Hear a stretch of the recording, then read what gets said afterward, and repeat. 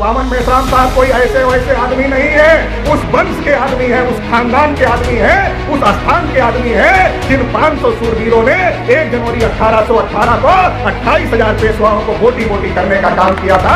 उस खानदान के आदमी मेश्राम साहब है। वो आपको पता चले इसलिए मेश्राम साहब को तलवार भेंट करने का काम मैंने किया कि आपको भी पता चले कि उस खानदान से मेश्राम साहब आते हैं। साथियों, उन लड़ाकुओं ने शिवाजी महाराज की हत्या का बदला लिया था, संभाजी महाराज की हत्या का बदला लिया था, और तब ज्योतिबा फुले और छत्रपति साहू महाराज बाबा साहब अम्बेडकर ने लड़के संविधान में हमें अधिकार दिलाया। तब लड़ाई तलवार की थी, आज लड़ाई तलवार की नहीं है। आज लड़ाई तो ईवीएम मशीन पर होती है। बाबा साहब अम्बेडकर ने आपको वोट का अधिकार दे दिया, इसलिए अब अगर मनवादियों को परास्त करना है, अब पेशवाओं को परास्त करना है, तो आपको ईवीएम मशीन का एक एक वोट राष्ट्रीय परिवर्तन मोर्चा के प्रत्याशियों को देना होगा।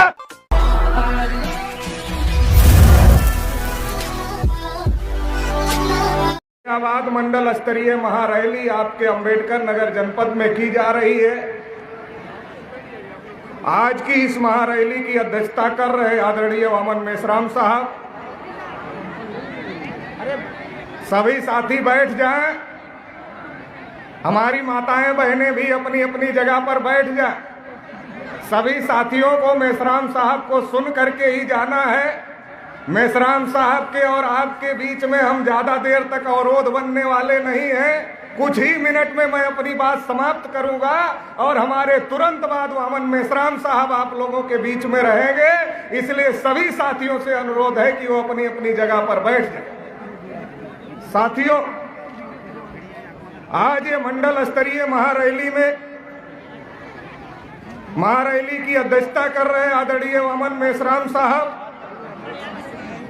मंच पर उपस्थित तमाम सम्मानित अतिथि एवं वक्तागण और पूरे मंडल के कोने कोने से बहुत बड़ी संख्या में आए हुए मूल निवासी साथियों, भाइयों बहनों।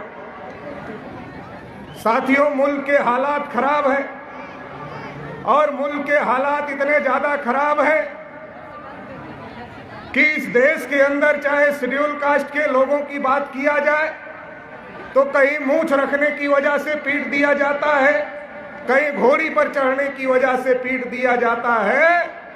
और हालात तो इतने भी ज्यादा बिगड़ गए हैं कि वोट लेने के चक्कर में किसी शेड्यूल कास्ट के व्यक्ति को राष्ट्रपति भी बना दिया जाता है। लेकिन हैरानी की बात यह है कि राष्ट्रपति भी जब मंदिर में जाता है तो राष्ट्रपति को भी मंदिर में प्रवेश नहीं दिया जाता है और मंदिर की सीढ़ियों पर बैठकर राष्ट्रपति को भी पूजा करना पड़ता है। शेड्यूल कास्ट के हालात खराब है। आदिवासियों को उनके जल जंगल जमीन से खदेड़ा जा रहा है। इस देश में अलग अलग प्रकार की माइनॉरिटीज के लोग रहते हैं। सिखों का देश में बड़े पैमाने पर कत्लेआम हुआ और जब सिख किसानों के समर्थन में प्रदर्शन कर रहे थे, धरना कर रहे थे, तो सिखों को खालिस्तानी कहने का काम किया गया। बुद्धिस्टों के जो ऐतिहासिक स्थल है उस पर मनुवादियों का कब्जा कराया जा रहा है। क्रिश्चियनों के संस्थाओं पर हमले किए जा रहे हैं और देश की जो बहुत बड़ी माइनॉरिटी है जिसे मुस्लिम माइनॉरिटी कहा जाता है, आजादी के 74-75 साल में इस देश में मुसलमानों के हालात इतने ज्यादा बिगड़ गए हैं कि मुसलमानों का परसेंटेज जितना देश में है उससे ज्यादा जेल में उनको रखा गया है। इतने ज्यादा मुसलमानों के हालात खराब हो गए हैं और आजकल हालात तो इतने भी ज्यादा बिगड़ गए हैं कि मुसलमान के घर में किस चीज की बिरयानी पक रही है ये मुसलमान नहीं तय करता, बल्कि मुसलमान के घर में किस चीज की बिरयानी पक रही है ये तय करने का काम आरएसएस, बजरंग दल और विश्व हिंदू परिषद के गुंडे करते हैं। कभी भी किसी मुसलमान को पीट दिया जाता है, मॉब लिंचिंग का शिकार बनाया जाता है। साथियों, शेड्यूल कास्ट की पिटाई हो रही है, शेड्यूल ट्राइब की पिटाई हो रही है, माइनॉरिटीज के लोगों की पिटाई हो रही है और देश में जो एक बहुत बड़ी आबादी पिछड़े वर्ग की है जिसका मैं नेशनल प्रेसिडेंट हूं, राष्ट्रीय अध्यक्ष हूं।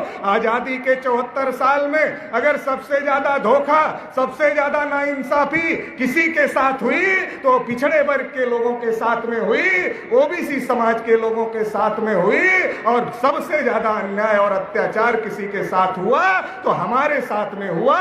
ऐसा मैं क्यों कह रहा हूं? क्योंकि आजादी के 74 साल में देश में जानवरों की गिनती हुई, कुत्तों की भी गिनती हुई, हिजड़ों की भी गिनती हुई, लेकिन देश की जो आधी से अधिक आबादी है, जिसे पिछड़ा वर्ग कहा जाता है, आजादी के 74 साल में पिछड़ों की गिनती नहीं हुई।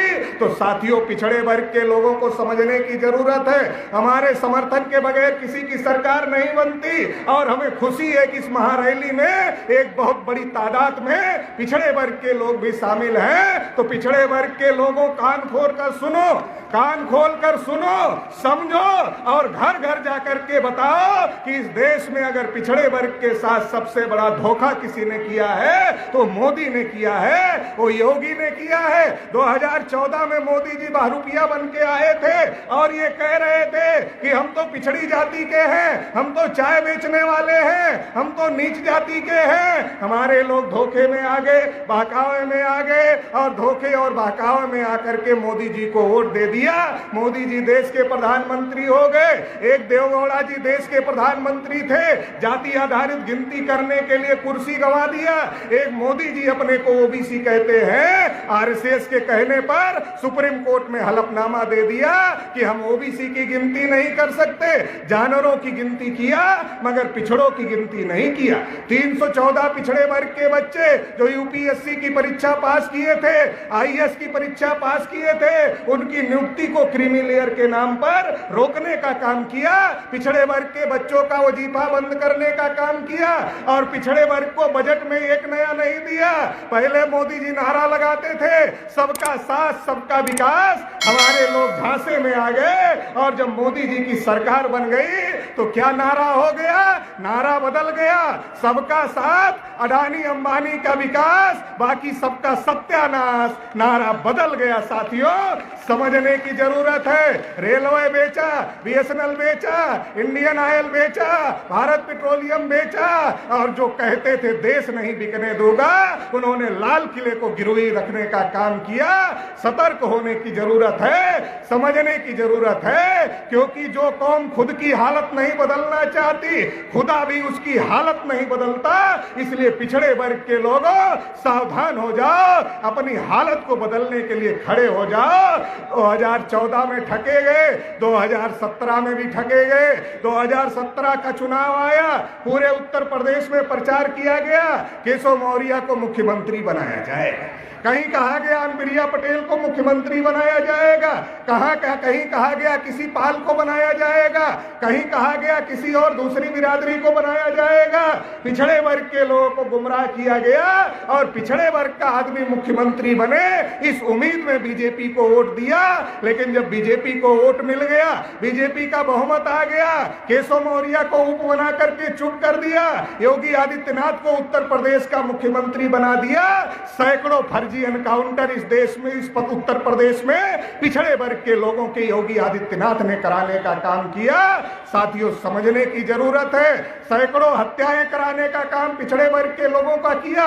बलिया आपके बहुत दूर नहीं है, प्रतापगढ़ आपके बहुत दूर नहीं है। आपको सब पता है कि पूरे उत्तर प्रदेश में किस प्रकार से पिछड़ों का दमन हो रहा है, उत्पीड़न हो रहा है, उनके अधिकारियों कर्मचारियों के ऊपर अन्याय अत्याचार हो रहा है। और मैं तो राष्ट्रीय पिछड़ा वर्ग मोर्चा की परिवर्तन यात्रा पर निकला था, मुझको किसान मिल गए। मैंने कहा कि भाई क्या हाल है? किसानों ने कहा पटेल जी हाल मत पूछो, हाल तो बहुत खराब है। हमने कहा क्या खराब है? कहा दिन भर तो खेत में काम करते हैं और दिन भर काम करने के बाद रात में भी सोने को नहीं मिलता।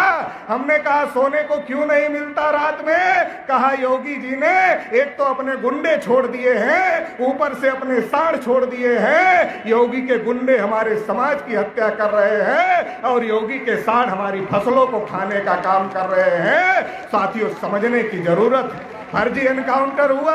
एक बात और हम लोगों को समझाई गई थी कि अखिलेश यादव की सरकार होती है तो सारा नौकरी यादव को मिल जाती है, इसलिए हमको वोट दे दो और हम तुमको ही नौकरियां देंगे। तमाम बिरादरियों ने पिछड़े वर्ग के, उन्होंने भाजपा को वोट दिया।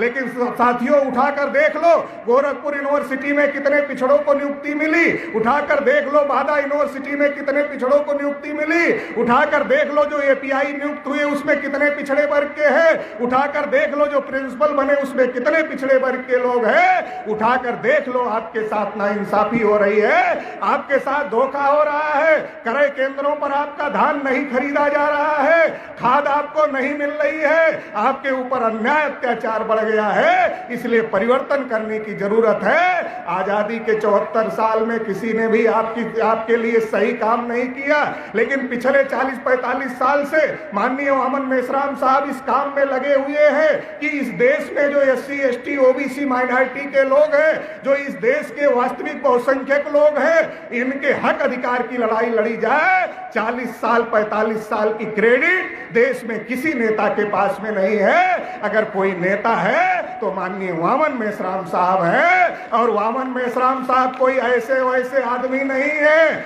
उस वंश के आदमी है, उस खानदान के आदमी है, उस स्थान के आदमी है जिन 500 सूरवीरों ने 1 जनवरी 1818 को 28,000 पेशवाओं को बोटी बोटी करने का काम किया था।